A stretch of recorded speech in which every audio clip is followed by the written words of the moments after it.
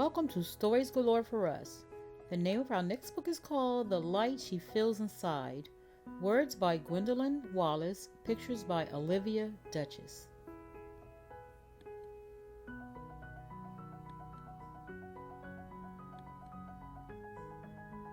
Some days, Maya feels filled with light.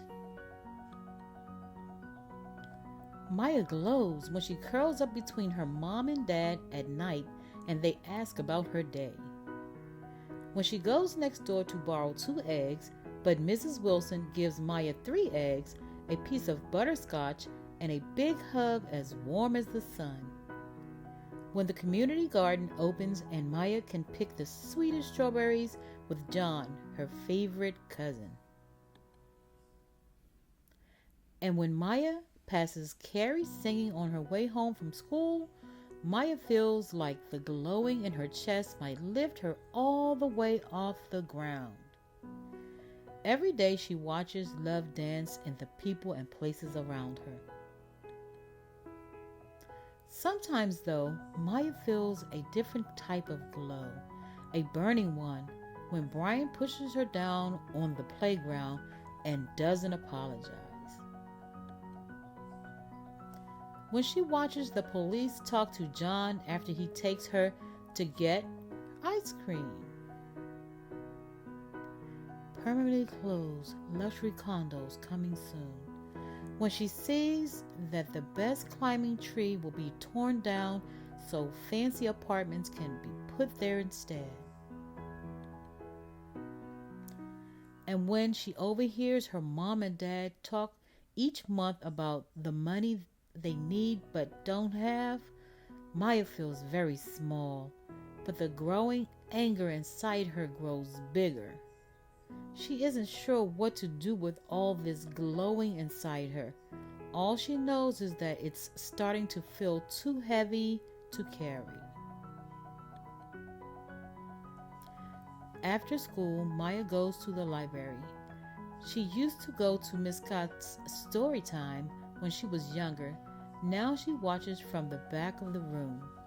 Miss Scott's honeyed voice and gentle eyes always made Maya feel better. When story time is over, Miss Scott comes over to say hello. Maya can feel tears starting to form as she describes everything she is feeling. "Sweetheart," Miss Scott says, "that's glowing. All of it is your most important thing." Miss Scott brings her a stack of books. "The women who came before you, your ancestors found lots of ways to honor these same glowing feelings," she says. Maya opens the first book and begins to read. She writes for the newspaper with Ida B. Wells, recording the injustice they see around them. Maya sings with Nina Simone about what freedom might feel like. She plants carrots with Fannie Lou Hamer to feed a whole neighborhood. She creates a poem with Gwendolyn Brooks about all the sights and sounds on her blog. Helps Marsha P. Johnson fix up the Star House. And designs a new neighborhood with June Jordan, one that has parks, clean air, and a home for everyone who needs one. She learns from women who came together to imagine brighter futures, like the Combahee River Collective, who marched on the street to speak up about the power in the multicolored lives of Black women. When Maya reads that they were inspired by a healthy love for ourselves, our sisters, and our community, she knows what the love is. She recognizes her glow. At the kitchen table that night, Maya asks, "Can you tell me more about the people I come from?"